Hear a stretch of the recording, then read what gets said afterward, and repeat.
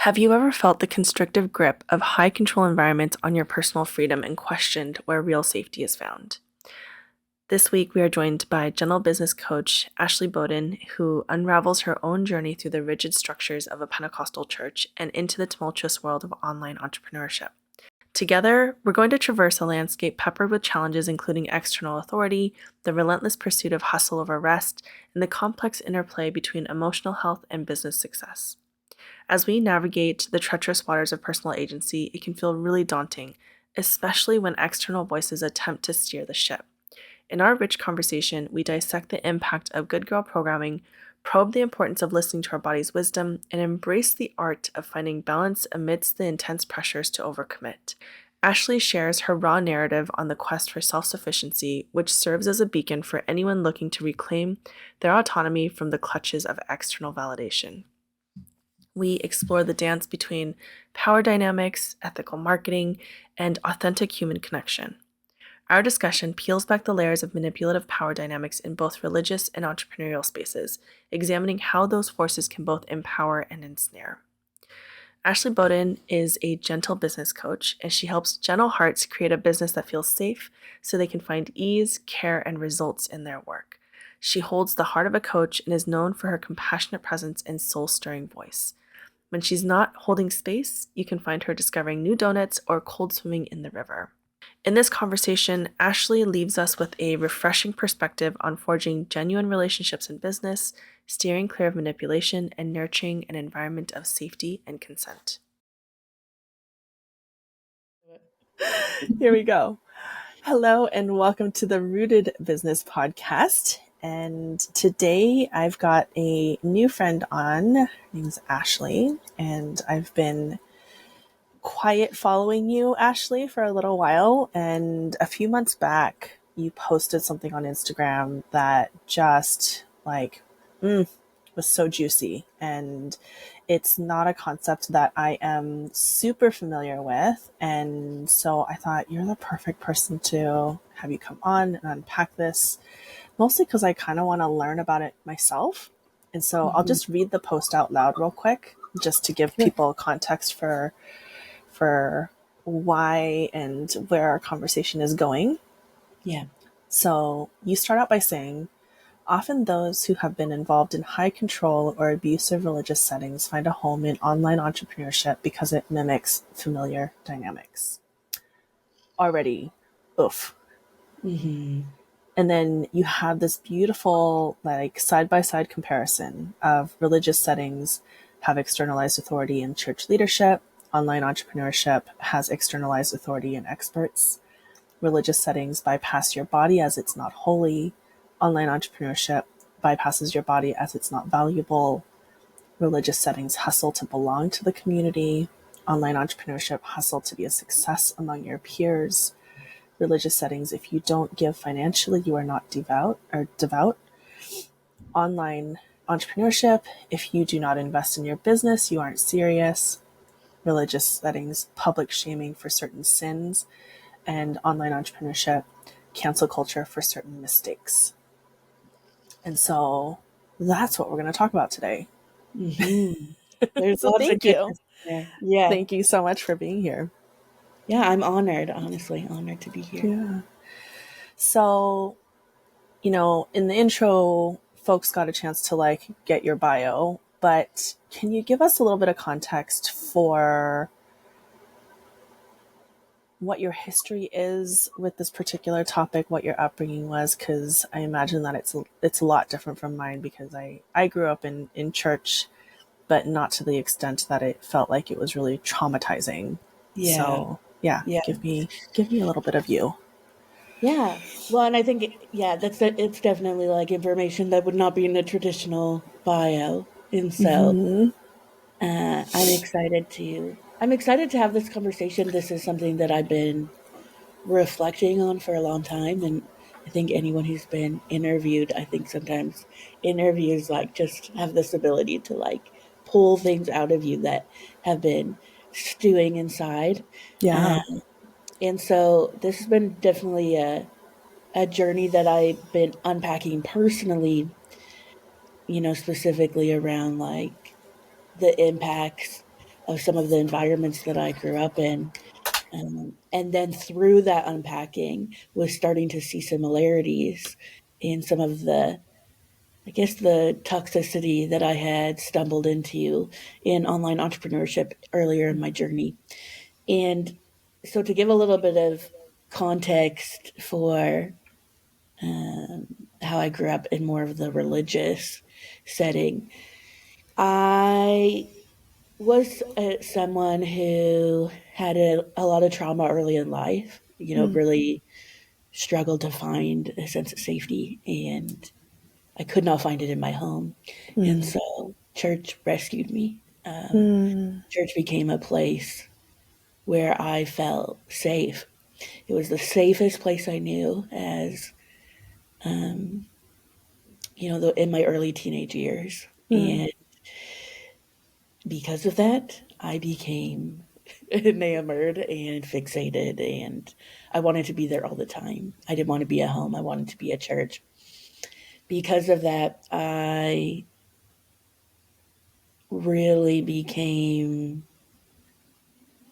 swept up, I would say, in the culture and what I was learning. And because there was this visceral sense of like these these needs that are very real to me are not being met at home, Yeah. it just became like a deeper and deeper entrenchment.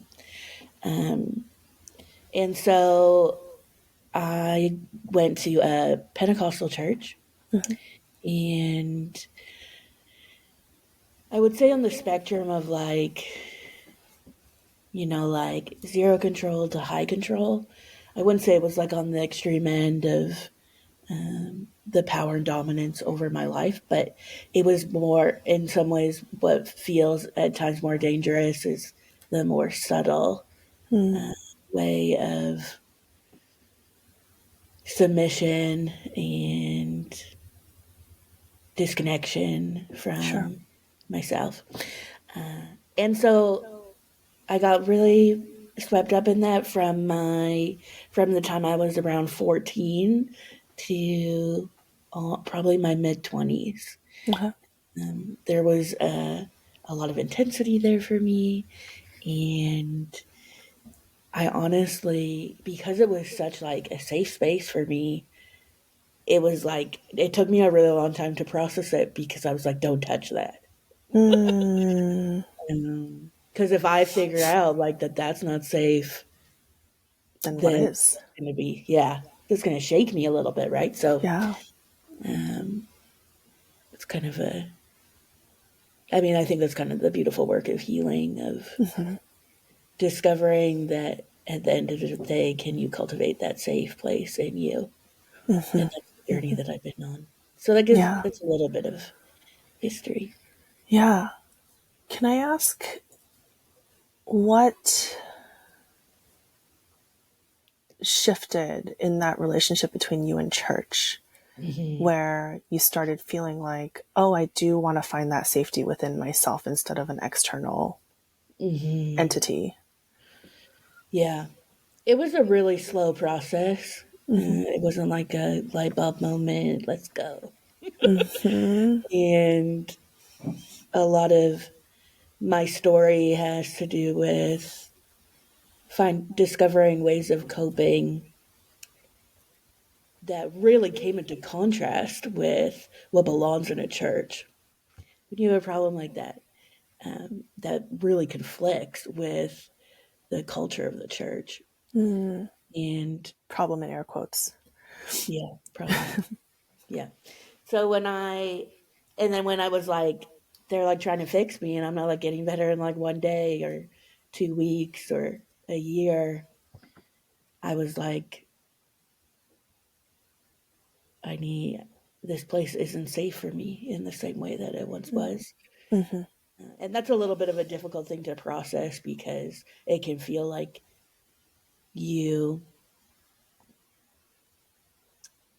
it's your fault that it's no longer safe, when in reality, it's actually not your fault. It's like the burden of the system.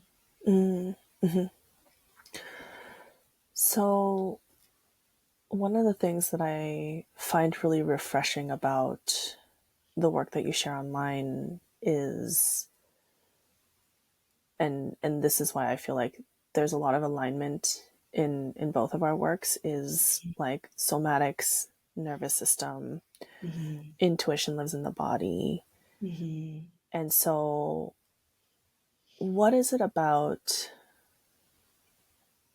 the relationship to, like, I kind of want to unpack that, one of the pieces that you shared Yeah. about, you know, your the wisdom is basically cut off from your body Mm-hmm. in both the coaching industry and in religion.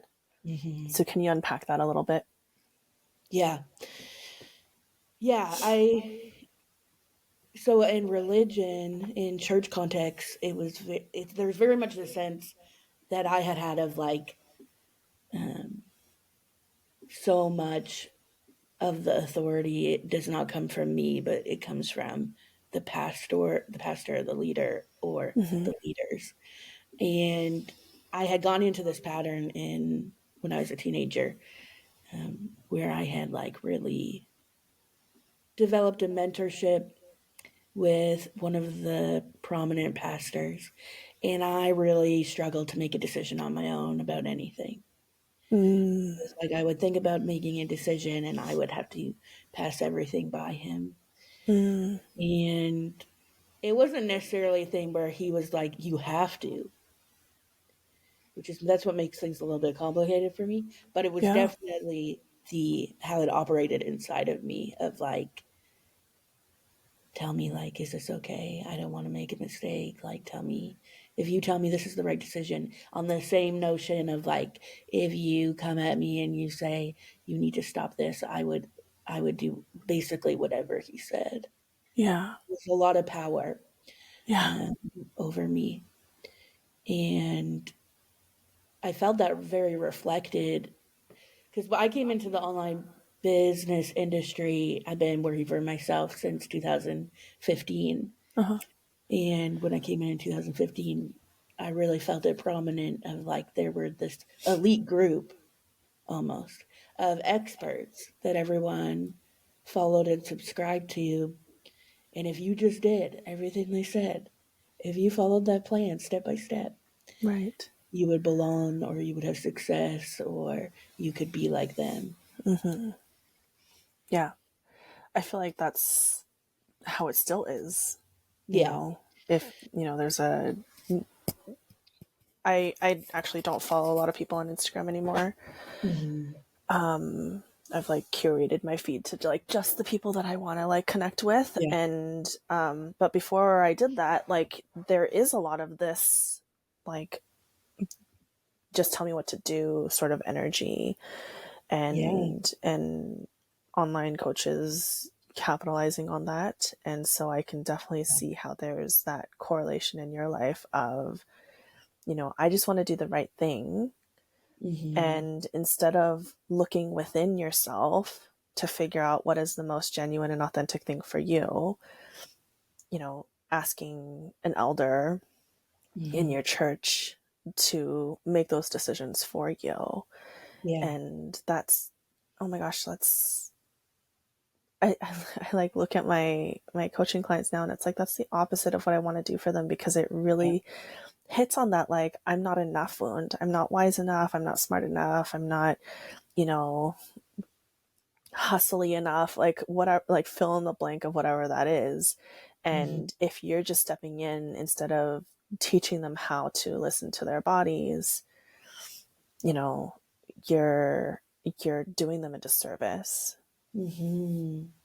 Yeah, I agree completely. I agree too that like I see it come up in clients all the time Mm-hmm. where they're like, just tell me what to do, or do you think that I should do this? What do you think of this?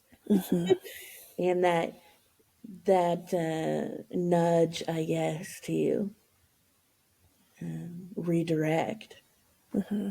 to themselves can sometimes as well feel pretty scary for people. Yeah, of course.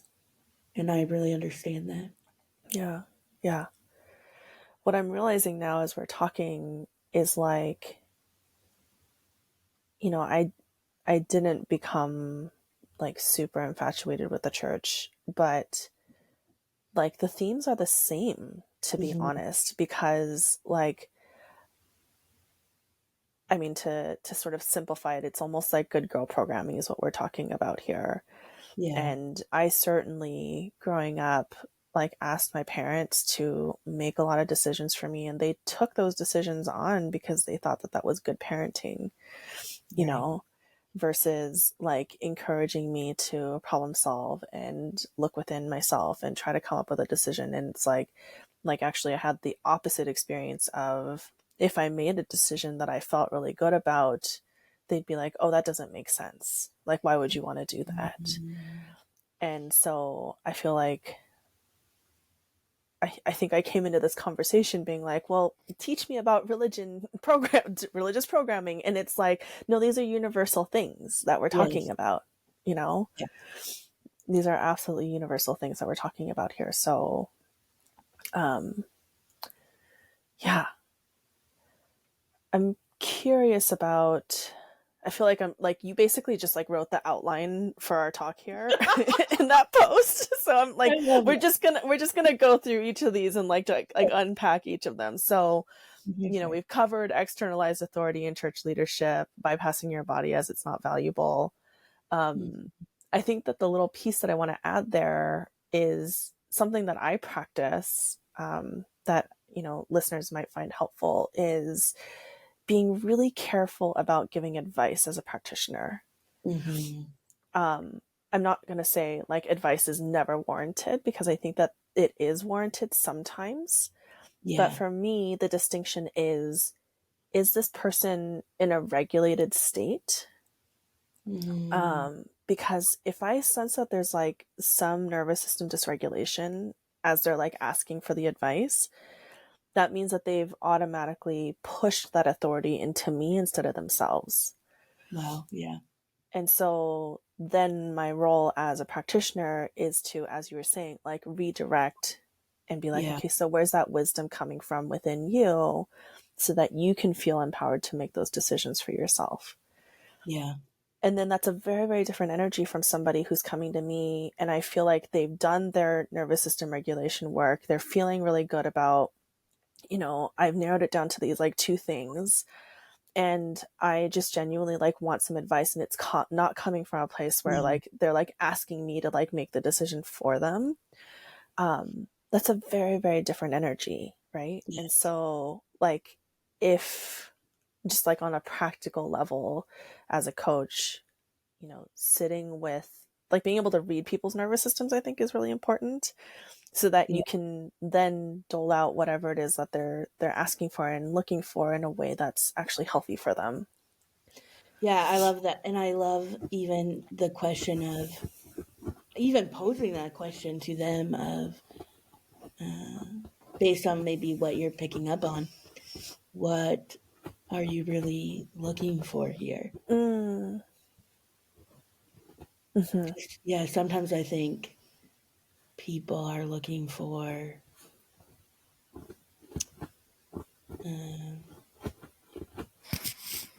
people are looking for a sense of assurance, Mm, or they want to trust themselves, but that feels scary. hmm. They want acknowledgement. They want to feel heard. I mean, there can be so many things. This actually reminds me, I never connected this before, but I had years ago when I was like really in church, I had heard someone say a lot of times when people are asking for you to pray for them, what they're really asking for is to be heard. And I feel like we could use that in the same context here of like when people are looking for advice.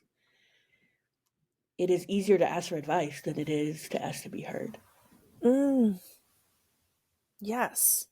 Hmm. Oh, I love that. And if we, I'm like sort of flip flopping between client and practitioner roles here. Yeah.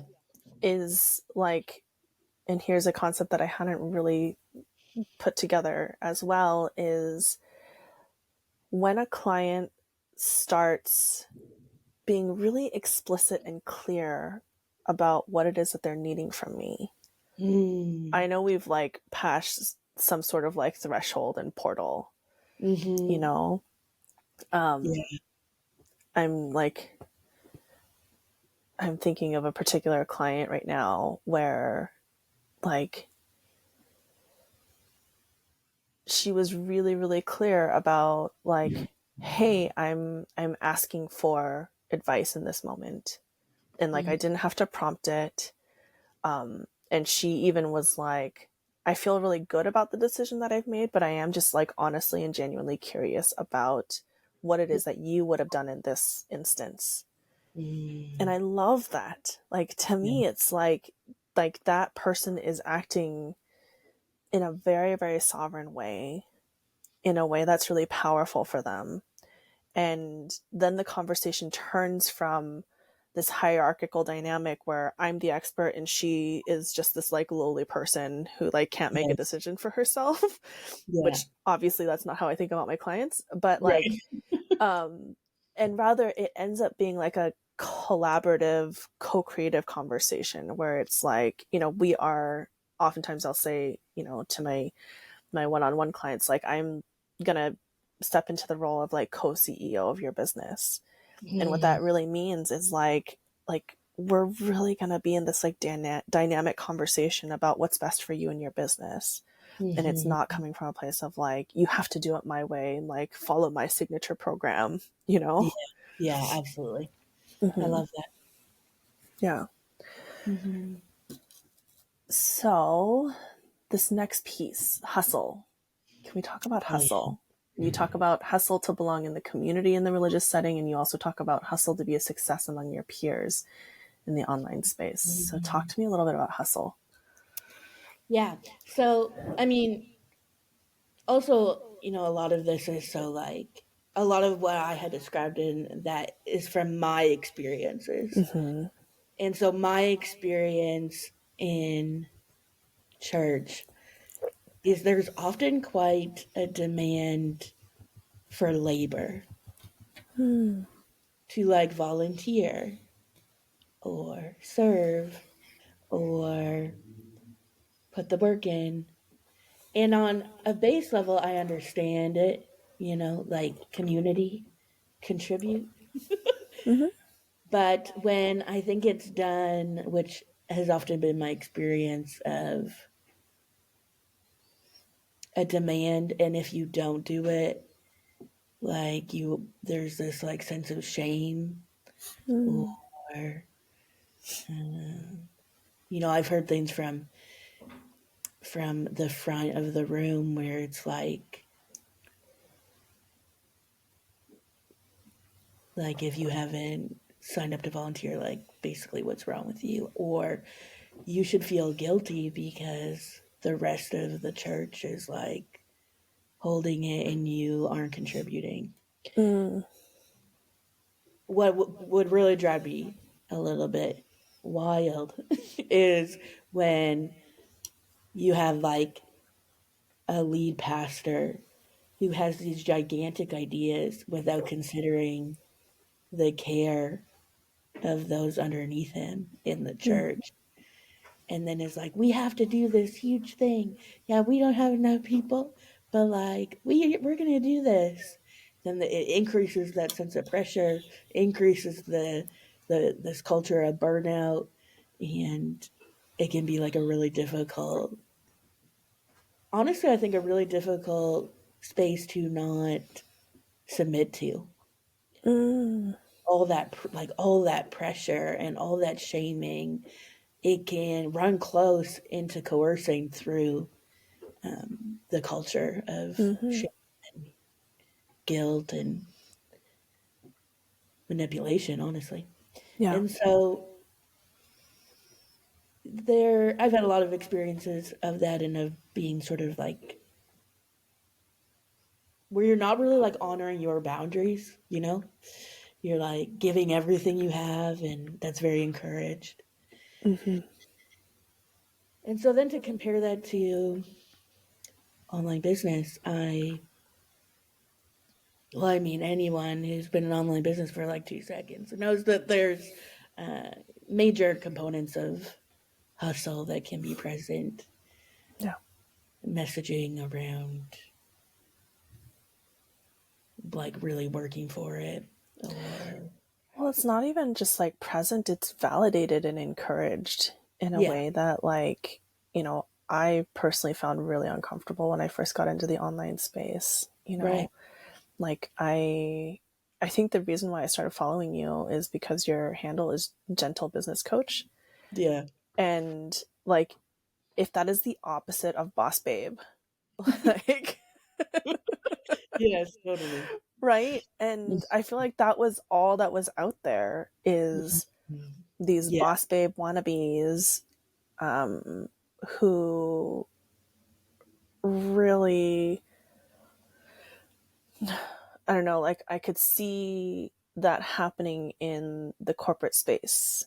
And it's like, you basically just changed nothing and like moved it into like an online business where you're working for yourself, but now you're the dictator, not the mm, corporation, you know? mm, And so I almost feel like we need to have like a third column in your post where it's like, what is the balanced version of this? yeah, So like what is your, and recognizing that this is like an ongoing practice and relationship to yeah, like hustle and rest, like totally. what is your version of hustle now, Hmm. and and how is that like a changing landscape for you? Hmm. Well, I would say that like as I was reflecting on what you asked me and then what you shared, I think, and what's really sticking out to me is that in these cultures of hustle, that there is a lot of shame present. Mm, Like if you're not doing this, you're not doing enough. Um, and so I think that really opens up probably my a lot of my perspective on the more balanced way, which would be without shame mm, and operating really out of, a connected sense of self. It really, you can see like through all of these, I feel like through all of these examples, like how connected they are all to one another. Um, but that, like, being able to check in with myself, see where I'm at, honor my capacity, respond to what's going on in my body at that moment. Something I've been thinking a lot about is because sometimes what people can say is they'll say, like, general business, like, so I'll do nothing basically.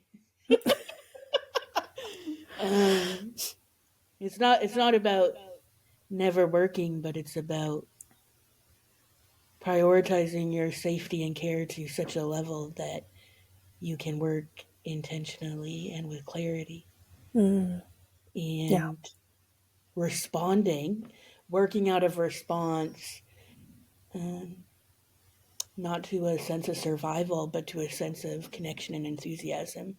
Yeah. And that was a big thing for me, being able to discern the difference between, I would say, the beginning of my business, like 90% of the time, I was working out of a state of urgency, survival, fear. And that was all I knew. Like, that was all I knew how to do. Yeah. Now it's like being able to shift into a place of working that is responding to an internal sense of safety and enthusiasm and joy and delight. And I think what's interesting is like, which I'm curious how you've seen this, is that I end up obviously working with my clients a lot on making that shift. And then a lot of times people will say, I almost wish I could be as productive as I was when I was working out of a place of survival. Mm. Uh, I'm curious if you have any thoughts on that. Yeah, so I feel like the first thought that I had, and I'll circle back to this concept of like productivity, Mm-hmm. the resistance that I hear from folks as I'm like, I feel like I'm pretty transparent about like, let's create an intentional and slow business. Let's, create something that's sustainable and not a quick flash in the pan. And even though I have all that messaging out there, I still get a lot of resistance from folks when they like get into the actual work of it. And one of Mm-hmm. the fears that I hear is if I slow down, I don't think I'm ever going to like be able to start moving again. Yeah. And to me, like that's an indication of the broken system that we live in, and also this like indoctrination of like we always have to be doing something to be productive. Mm. And so there's an aspect of this where like my curiosity around a question or an inquiry like that is like, how fucking burnt out are you that like you can't consider rest as being part of a work cycle, Wow. Yeah. you know? And then we get to unpack that. Mm. And there's almost this like sense of like safety that people start feeling once they give themselves permission to slow down and see that actually like with rest you get to have like aligned action. Mm. And so the way that I like to think of it is in the yin space, in that slow space, what comes out of that space is intention. And then with that value of intention, then your yang gets to take over and do what it's really good at, which is aligned action. Mm. I Mm-hmm. think that what a lot of people end up doing is they get stuck in the action mode without really thinking about alignment and intention. And they get burnt out because they're doing 50 things when they could be doing five, Yeah. you know? Mm-hmm. And so to me, I feel like that's like a roundabout way of answering your question is like, yeah, you're probably actually going to be less productive Mm-hmm. just in terms of like, you got five things done versus 50, but Mm-hmm. those five things actually moved your business further along than the 50 things did. Yes. So like, wouldn't you want that instead? And then Yeah. you have time to like be a human. And for me, that means like homesteading and playing with my horses. Like I want to free up as much time as I can so I can go hang out with my horses. Like, I love that. yeah, Yeah. yeah, I love that. Yeah, that's a great. I love that you described that picture of like rest in the work cycle because I mm, think you're right that I love the way that we often think about it is not we do not picture rest in that. yeah. I imagine that's something that you teach as well. You can't Yeah. talk about general business without talking about slowing down and resting, Yeah. Hmm. you know? Yeah, and I mean I think that people like what you had said there about if I slow down, it's like there's this fear. If I Yeah, slow down, it will all fall apart. Like it yeah. will all go That's a away. very real fear. Hmm. Hmm. And so often I have found too that in the slowing down, there also it sort of goes against the way that we maybe have been taught. But we think if we push, push, push, Hmm. that our capacity to create and grow these businesses will grow, but it often shrinks. Whereas when Hmm. we slow down and tend to ourselves and give space, it actually allows for the expansion. Hmm. So it kind of reminds me of like, we love to inhale in business, Hmm. but we need to make room for the exhale. Yeah, yeah. And you can't inhale without the exhale. Like, you know, Yeah. I'm curious about, like, when you talk about not hustling, Mm. can you expand on that a little bit more? Like, what happens in the slow? What happens in the, Yeah. like, pause Hmm. for you and your clients? Yeah.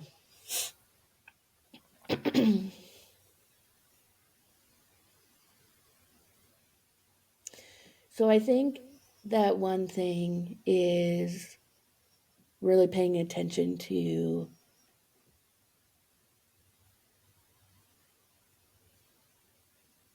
one thing that's become important for me is really paying attention to where my nervous system is feeling. Mm, And if I am feeling like dissociative, or I'm shutting down, or I feel panicked, or I feel like everything's urgent, I have learned to give myself the gift of not working then. I I see this come up a lot with, and I understand this in my own story of like, okay, you're working in your business and you're like, I'm not making enough money. And I like need to pay for things. I need to pay for rent or, basic life living things, which just gets more and more expensive as life goes on. And they're immediately, because there's so much threat to safety in that. Like, I mean, if I can't pay my rent, like, am I going to lose where I'm living? Like, there's a very basic sense of safety that can feel threatened. So often my nervous system will go into like, either it'll go like totally up or it'll go totally down. And that what would happen for me is that then I would create strategies out of those places. So I'd be like, I'm going to do a sale. I'm going to do a flash sale. Or I'm going to create a whole new product in like 24 hours and I'm going to sell it. And then when people aren't buying it, like I'm going to be so mad. It's just like it becomes this like spiral, or not even spiral, but like little journey of intensity and fear and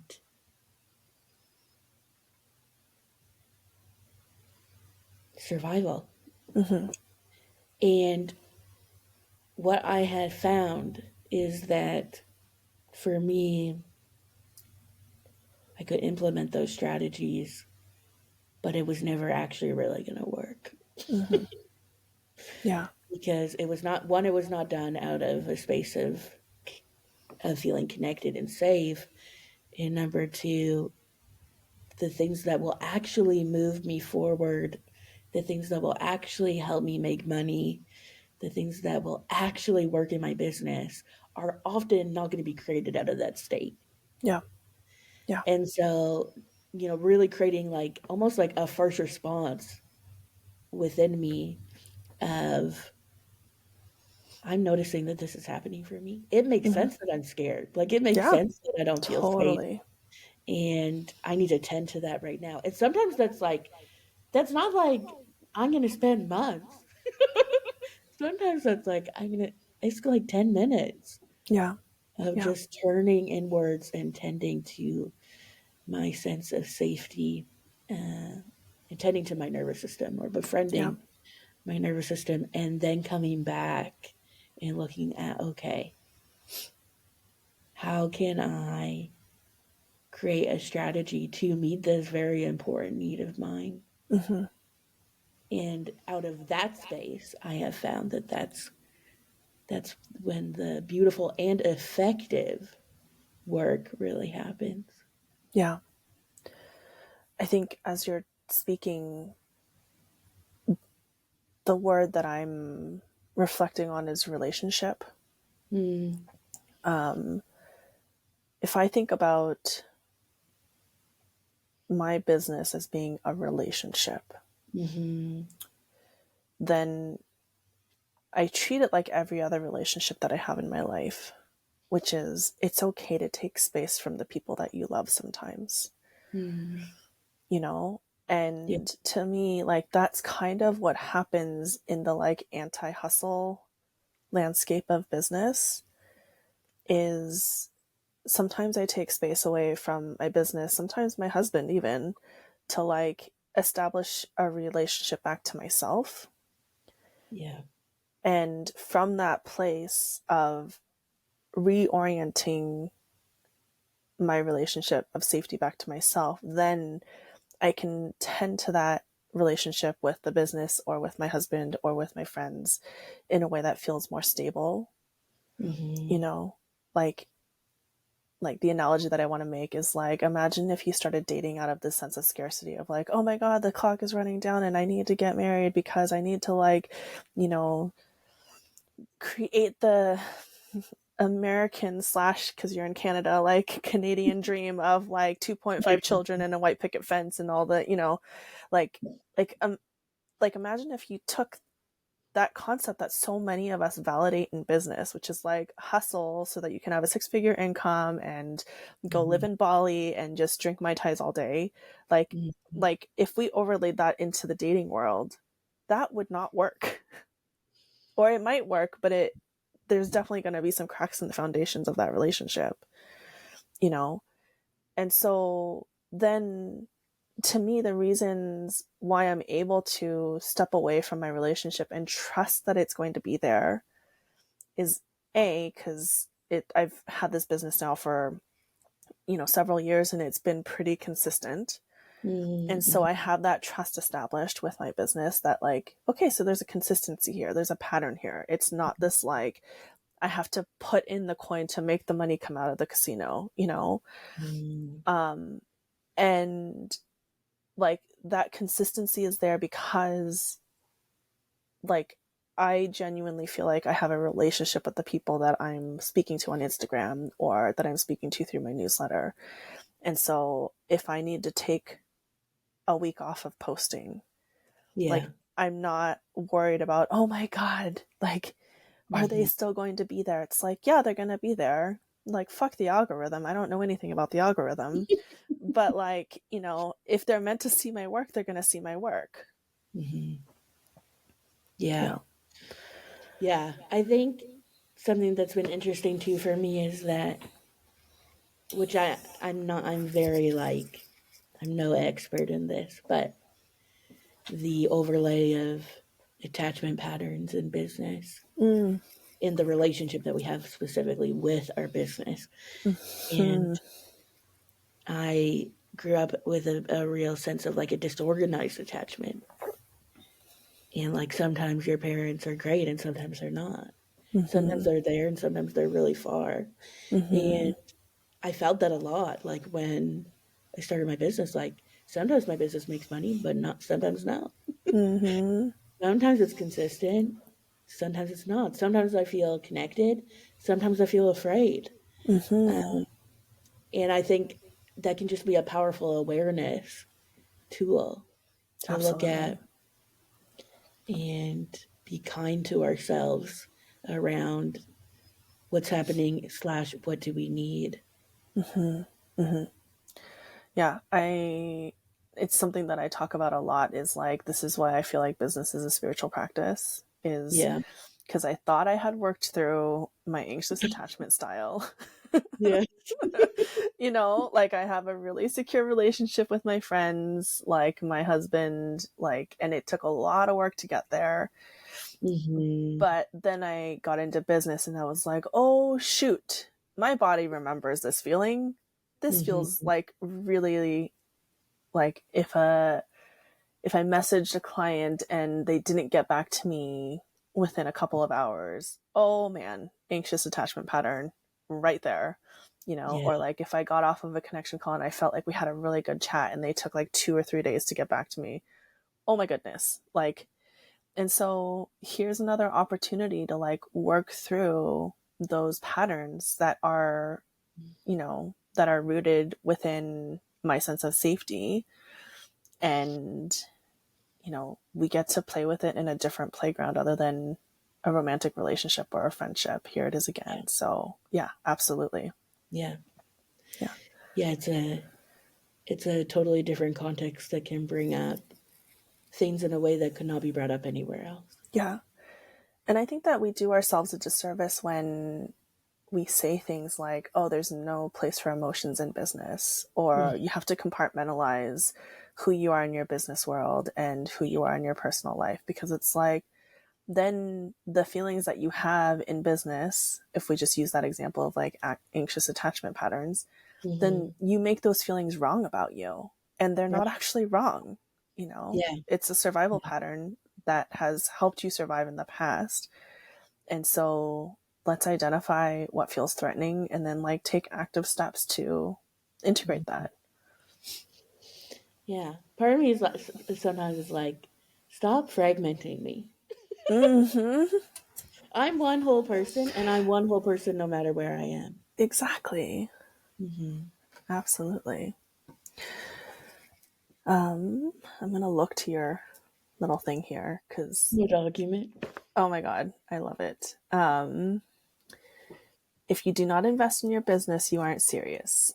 Mm-hmm. In religion, it's if you don't give financially, you are not devout. Mm-hmm. So it's interesting that you use the word invest because it's a word that I've been examining in my own language, Mm.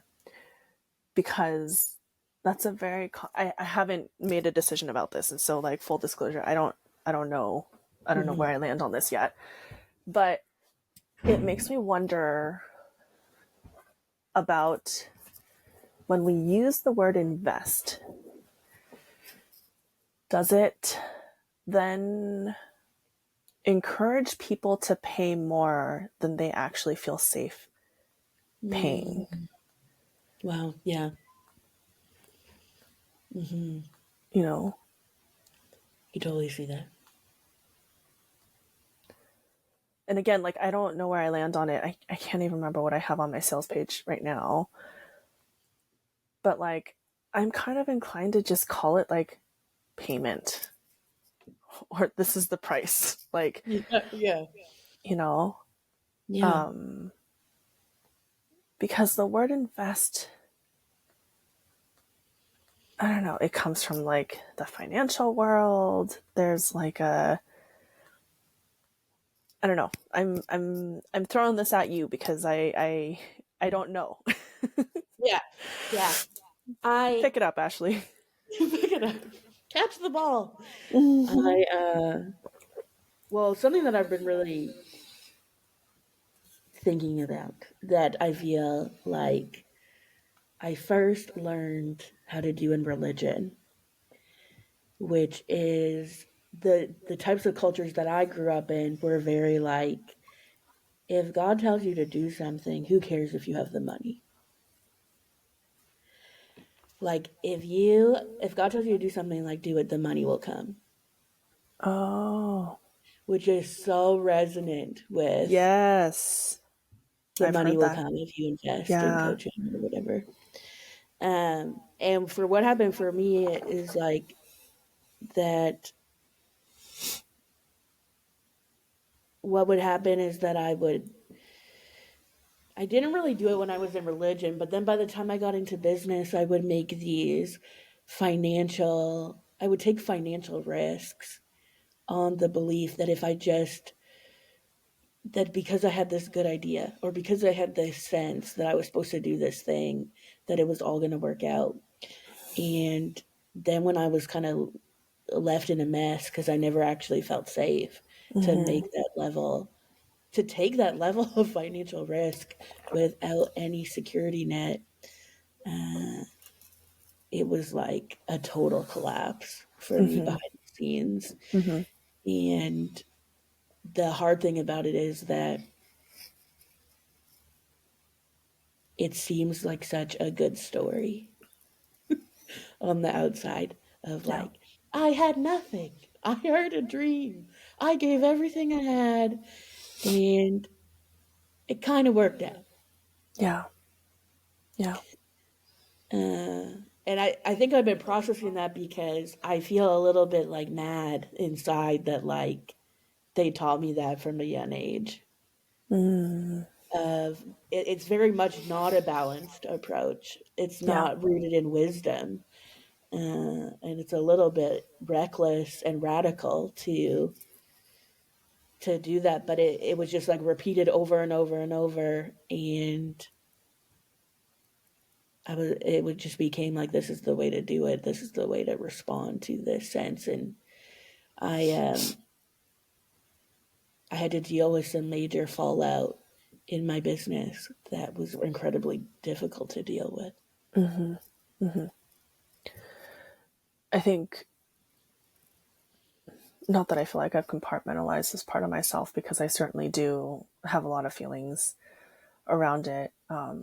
But I haven't really shared that much about like my grandparents. So like I didn't grow up with a ton of like religious upbringing. I left the church when I was 16, but Mm, my grandparents are like the most devout of devout churchgoers. And it's been upsetting to me watching them. They're now in their mid 70s. That, like, as they're, sort of entering into their like elder years, their mentality is, I can't take this money with me anyway. mm, And so God's going to take care of me when I go to heaven. And so I'm going to take care of him now, mm, like through the church. And so they give so much money. It's like painful to watch. And it's kind of like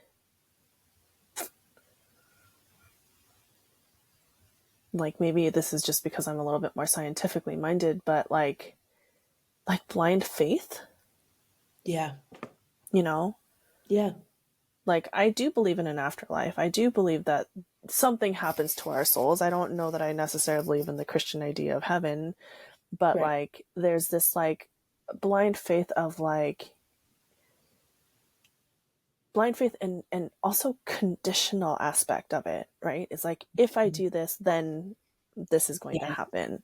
mhm, And I feel like I see that a lot in the online coaching industry of like, if you invest, then, yeah, you're going to get the fanciful promises, yeah, you know, and they're, and then this is where it gets a little bit tricky, because I do believe in reciprocity, right? mhm, Like, I do believe that, there is a certain level of like you've got to be, and again, I'm going to use this word, not feeling completely comfortable with it, but like invested emotionally, energetically, financially, for it to be meaningful for you. It's got to hurt a little bit.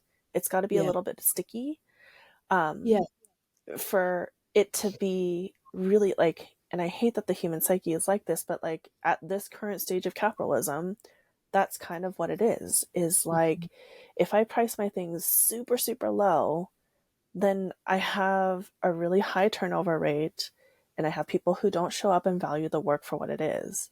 mhm, I have my stuff priced very specifically because I know that for my client base, that's a little bit of a stretch.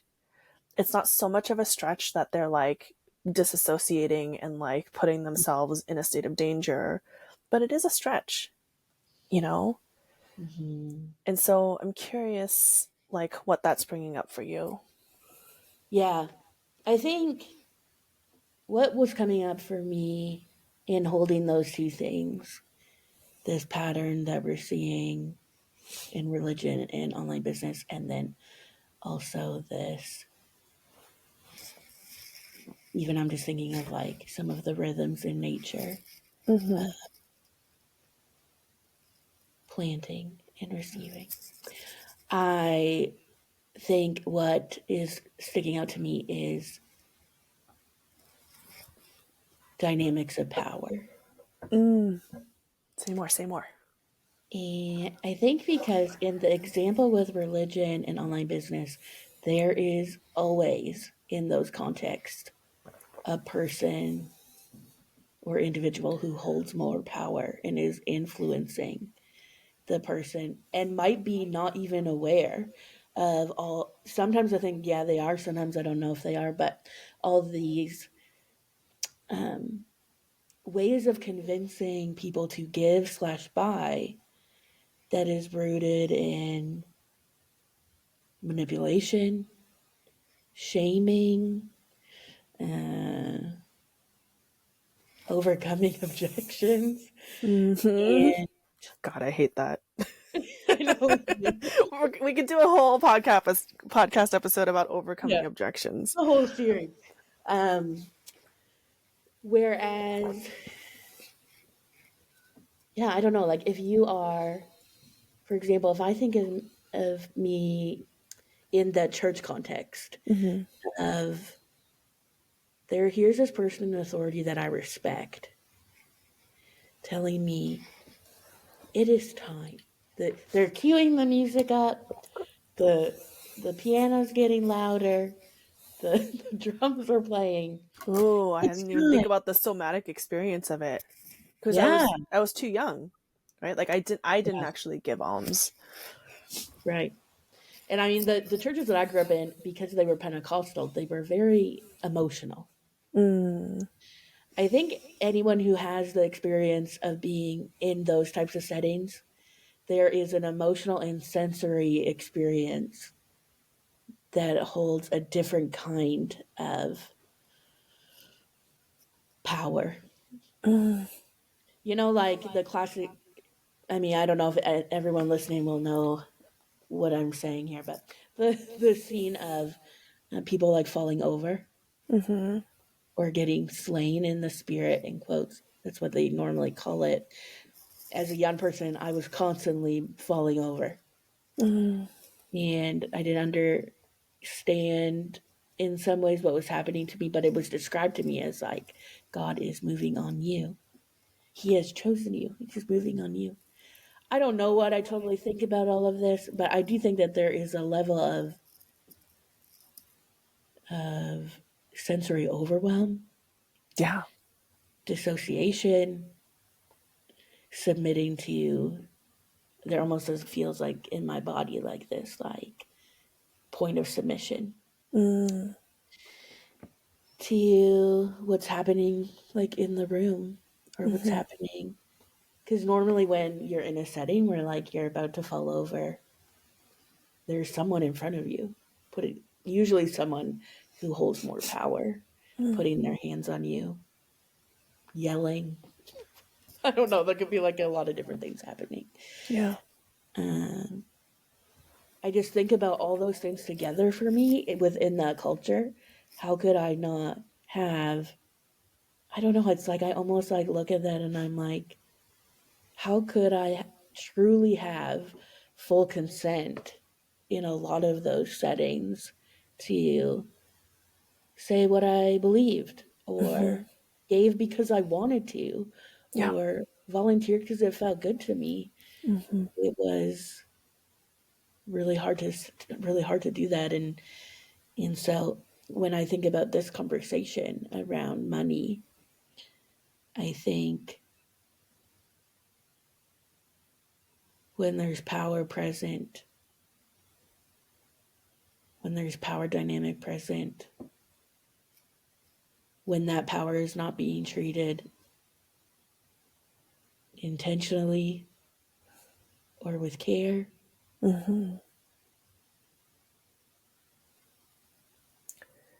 Yeah, I think I want to sort of jump on this concept because there's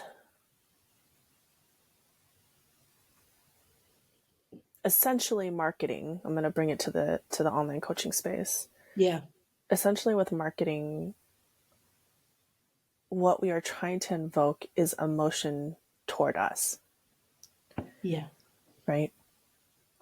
And that motion can be done in two ways. It can be done through activating the sympathetic nervous system, where we put a lot of pressure onto that individual so that they see that fleeing towards you means that you're going to rescue them from the thing that is scaring them in their life. Or you're activating an anxious attachment wound, which is a fight response, right? And so then they're going to move towards you. Versus, and to me, like, that's everything that is wrong about traditional marketing practices. Yeah. Is we are purposefully, and whether people have a sense of the nervous system or not, like, we're training people to activate people's sympathetic nervous systems by slamming on pain points, by putting yourself in as an authority, by saying, you know, the window of time that you can sign up is this much amount of time. And, you know, like, basically by creating a lot of scarcity and pressure. Or the way that I like to think about marketing is like, this is a relationship.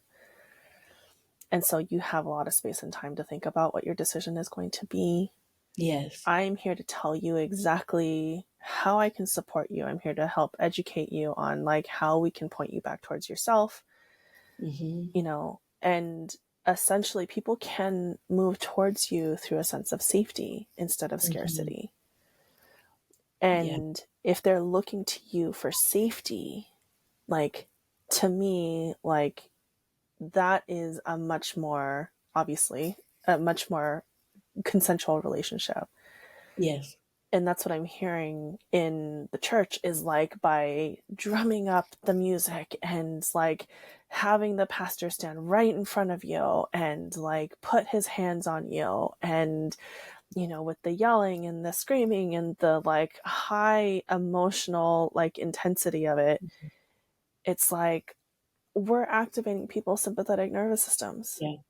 And in the Yeah. case of falling over, like activating it to the point that you're actually disassociating. Yeah. Yeah. As a child, which is a whole other thing. Yeah. And then, like, on top of that, you get validated because God's put his hand on you. Right. And so then we start seeking and looking for that. Yeah.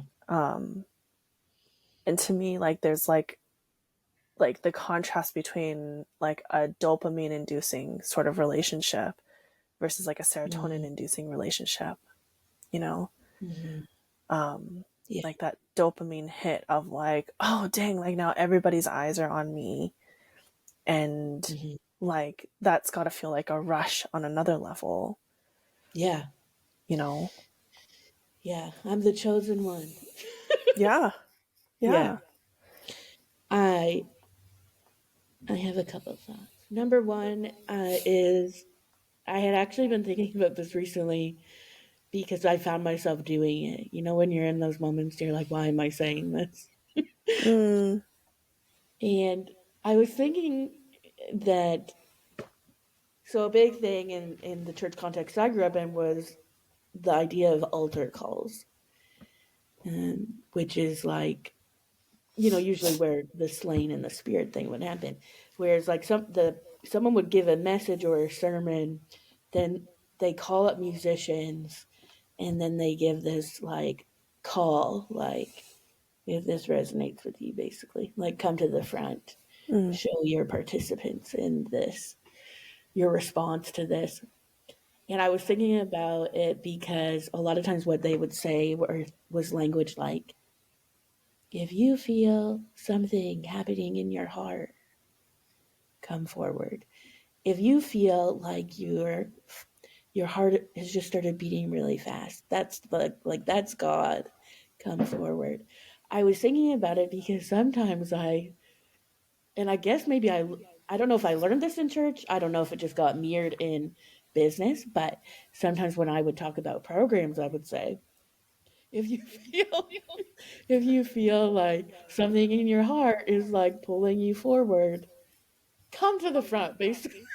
Basically. Yeah, I'm like, I feel like I have that in my languaging even too. Yeah. How interesting. We're like doing altar calls. Yeah, Um, something to examine for sure. yeah. It's just an interesting notice, like where is that language coming from inside of me, and why am I speaking it forward in that way? And I mean, it could be totally fine, but I think it's just an interesting point of reflection, especially as someone who's experienced it Yeah. in those contexts. Oh, how interesting. I think the fact that you're examining it is like a reflection of like, this is why we ascribe to ethical business, right? Yeah. Is sometimes we do things without knowing and we have to examine it. We have Yeah. to go and look at it again and be like, hey, does this still feel in alignment? Where did that come from? Where is that languaging coming from? Right. Yeah. And like, you know, I will fully admit to I did the pain marketing thing Hmm. because that was all I knew, you Hmm. know, particularly when I was an acupuncturist. Like that's how we're taught is like, you know, basically call out people's pain and let them see you as an authority and let them know that you're going to rescue them from that Yeah. pain.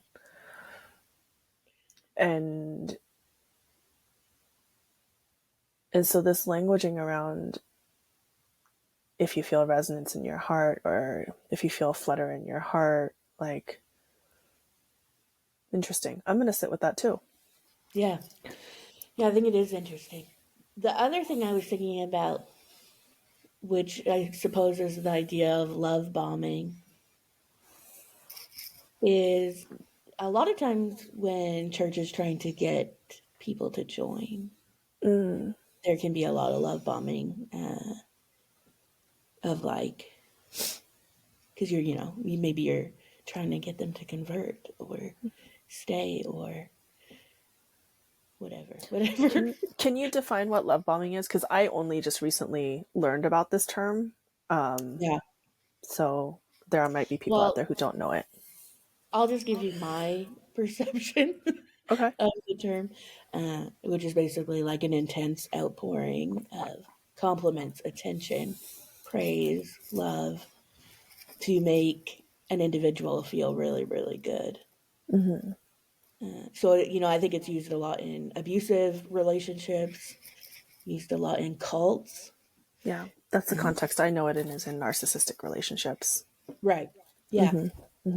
I had never thought of that until recently as love bombing, but I can see how it could be very resonant at times for folks of like even I think for me, I'm this like 14-year-old. I'm not getting a lot of love at home, and now I'm suddenly in church and I'm getting all this like attention and affection and hugs and like you have purpose and you're amazing and you're loved. And I was like, give me more. I just like want to eat this up. Uh, when I was around 14, I remember saying to a friend of mine that the reason that I kept going back to church was because I loved getting hugs. And I didn't feel like I could get that at home, but I could get so many, like on a Sunday morning. And the thing about love bombing is the idea that, like, yeah, eventually it sort of like fades, right? And then, it might move on to other things. Sometimes not the greatest things. But I Yeah. was thinking also about this idea in business of nurturing leads. Okay. And depending on how someone might go about these strategies, I think I was specifically thinking about it less in a generalized sense of like I'm nurturing leads through like I don't know, doing free classes or opt-ins or downloads or podcasts or whatever. But more when people go really pursue people. The cold DMs. Yeah. Yeah. Like they're in your comments, they're in your DMs, they're responding to your stories. And sometimes you can feel that sense, right, of like, I feel like you want me to buy from you. Mm-hmm. That feels very resonant to me of you want me to come to your church. Mm. Mm-hmm. Mm-hmm. Some of these like nuances and complexities, it's I just feel so like I feel like even through our conversation, I'm like, oh my gosh, like I just feel like I'm seeing more and more Yeah. Yeah. relationship for me. But Yeah. I mean, I think that the question that I have there is like what is the healthy version of that? Because yeah, like I'm imagining you as a 14-year-old who didn't get hugs at home and you were yes, getting that need met at church. You yeah, know, like why is that such a bad thing? right, And you know, like I'm imagining, and we can sort of like overlay this onto the like coaching space, but like I'm imagining in that moment you're feeling seen, heard, known, and understood. hmm, And so like at what point does it flip over into, and I don't have an answer for this, like at what point does it flip over into manipulation and coercion yeah, versus like if I saw a 14-year-old who wasn't getting loved at home, I would want to also like have some care and yeah, consideration for that 14-year-old. yeah, 100%. And I think that that's why I can still say that in some ways the church really helped me. Mm-hmm. And it was a safe place to Yeah. me. Yeah. Um, I think what I think the thing that I'll say is that, or where it gets sort of flipped, is in the why. Mm. Like, is it like let's pretend like let's talk about it. Like I'm talking about me as 14. Like, am I meeting this little human because I see that they're in need of care? That's one thing. I think it's another thing of I'm going to meet this young person with care so that they can become Mm. a member or they can become a next big thing Yeah. or they can become a really big financial donor, like whatever. Yeah. Yeah. That's the difference, I think, for me. Yeah. And I'm even thinking of like reflecting that back to like marketing is like, are you marketing just to get people to sign up for your Yeah. programs? Or are you marketing with like a sense of like non-attachment? And by non-attachment, I don't Mhm. mean like I don't care, but like from a sense of like, hey, like I'm putting out valuable work because I think that it's going to Mhm. serve people whether or not they sign up for my stuff or not, Yeah. you know. And then the financial success ends up becoming almost like a byproduct of you nurturing these Mhm. relationships versus like you being singularly focused on like getting that next client or getting that like Mhm. you know x number of enrollments in your program. Yeah. Am I hearing that correctly? Yeah. It's like it makes me think of like, are you appearing to love or believe or care for me so that you can hit a mark or you can make a sale? Or do you genuinely love, care, support, believe because you want to? Yeah. And you can feel that too, like even in like Yeah. a you know, even in the virtual space, sometimes I'll get somebody who like likes like 10 pictures in a row and then Right. comments on like 3 of them. And then I get a DM that's like, oh my gosh, I'm loving your work. And, I'll give a very sort of like frank reply because already my like spidey senses are Mhm. up. And then eventually the like pitch comes, right? Is like, I'm looking for an entrepreneur just like you. Like, Yeah, so I think that's like, a really good example of what what I've been trying to describe mm-hmm, in mm-hmm, this, yeah. where When you, it's yeah, you like, feel like almost like what's the word I'm thinking of? This is not it, but like something to be conquered. yeah, yeah. Hmm. And like to me, like the reason why I think my spidey senses come up is because it's like we don't have a relationship. Like you Right. liking 10 of my photos does not mean that we have a relationship. Hmm. And so yeah, that feels really icky. And like it's like a thing that's taught, right? Yeah, it is. Yeah, I know. Like that's like a strategy, like a marketing strategy that Hmm. people teach. Hmm. Ugh. Take it out. Yeah, I think what I want to say to you is that I just feel like this conversation between the overlap of the two. Well, I feel like I say this about everything, and I'm sure you probably do to some level too. Of like, it's just so nuanced, Yeah. and our experiences are all so different, and I can't necessarily say like the intentions or motivations of everyone that's been involved in my own story or anyone else's. But I think that there's something really powerful in talking about these things Yeah. and giving language for reasons why maybe folks have felt uncomfortable or unsure or Hmm. that seems like a lot to me. And I hope that that is what this conversation can do for Yeah. people. Yeah.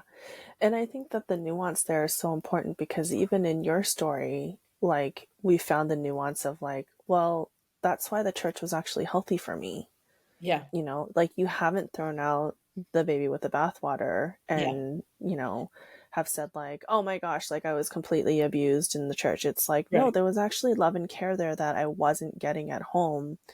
And so like we can look at this with like a neutral lens so that we can make decisions that feel the most aligned for us at the time, Hmm. knowing that we are constantly evolving, constantly learning, constantly practicing human beings. And we might make a different decision 6 months from now, a year from now, Yeah, right? yeah, yeah. Holding space for whatever's present at the time. Yeah, yeah. Is there anything else that you feel like you want to land in with before we close up for today? Mm,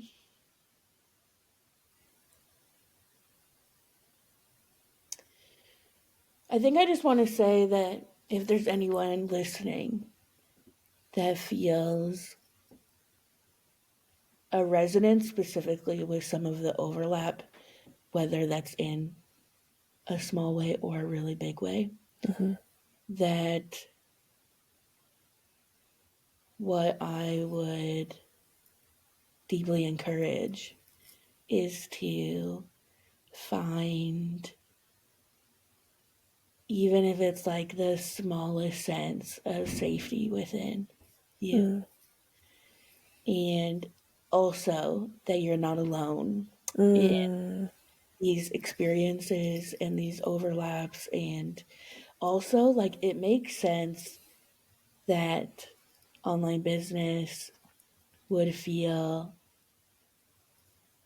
safe if that has been, if some of these like anchors or criteria almost have been present in other settings. And also that you deserve an experience of business that it genuinely and truly feels safe and kind and connected and gentle. And I think I speak for both of us when I say we really yeah. hope and desire that for you. Mm, I love that.